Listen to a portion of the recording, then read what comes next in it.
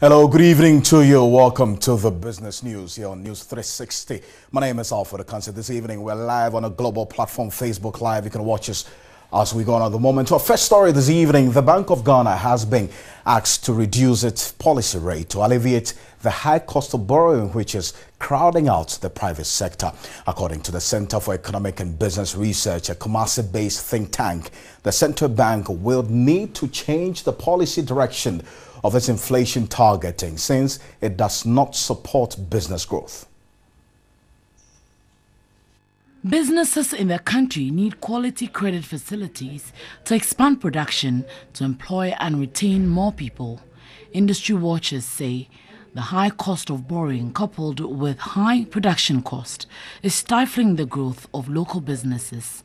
According to the Center for Economic and Business Research, the Bank of Ghana is fighting inflation from the demand side by restricting money supply into the economy. Executive Director of the Center, Gordon Newlove Asamoah, is emphatic the policy of keeping interest rates high deters borrowing. If you, as management of inflation as a central bank, decide that the sole cause of inflation is more money in the system, therefore you want to keep the policy rate very high, you end up crippling the businesses.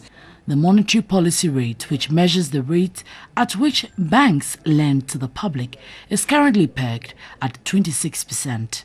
But Mr. Asamoah says the policy rate could be reduced to below 20% to ease the cost of borrowing.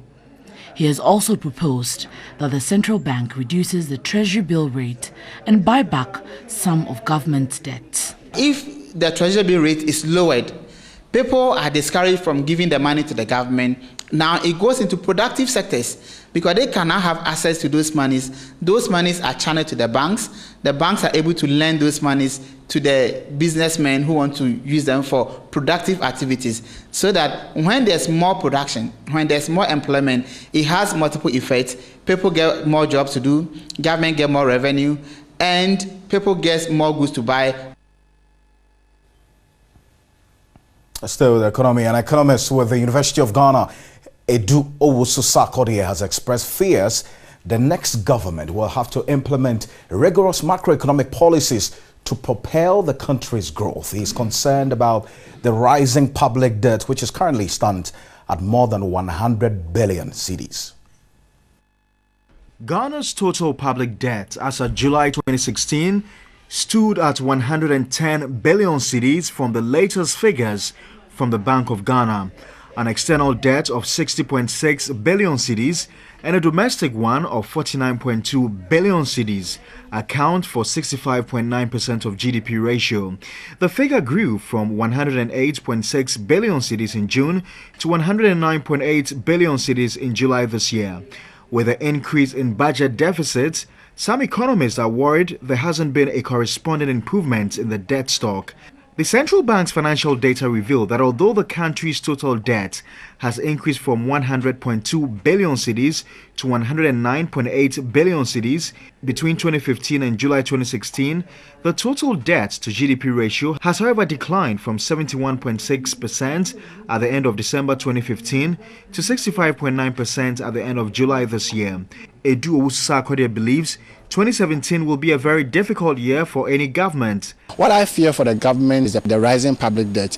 Recently, we have just borrowed another $750 million at a coupon rate of 9.25, to me, which is high. So the 9.25 will be calculated on the 750 and be added to the interest payment. And this year, we are going to pay 10.5 billion cedis as interest. The debt stock represents a debt to GDP ratio of 60.6% to 65.9% between a 6-month period.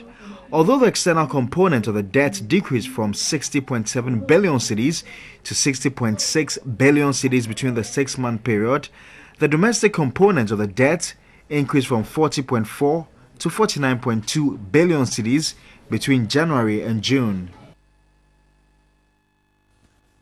Express Pay, in collaboration with Zenith and other commercial banks in Ghana, has launched Bank Direct. The new product will enable users send money directly from their accounts to another in the comfort of their homes.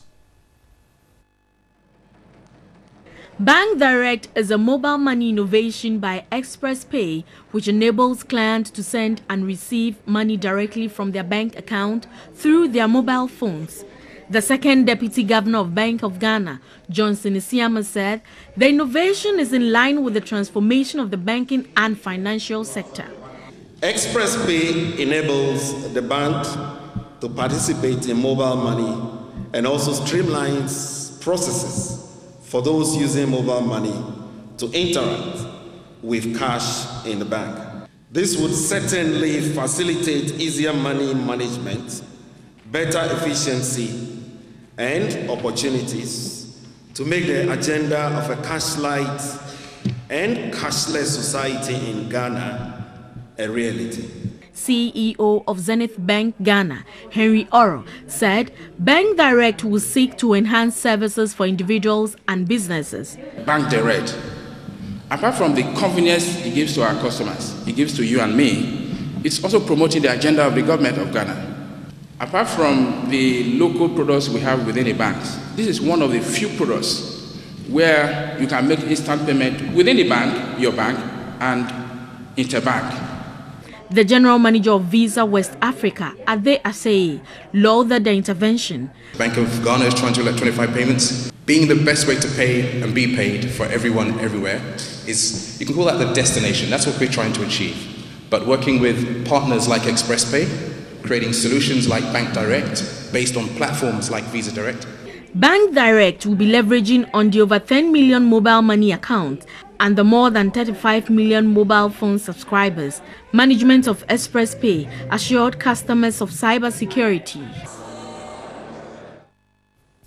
Okay, let's go into the commodities market quickly and find out how the commodities have been faring. So far, cocoa has been appreciating with specifically gold as well. Now, an ounce of gold now trading at $1,340.82, 0.42% increase there. Let's go on to cocoa now, where there's much of concern now, 1.49%.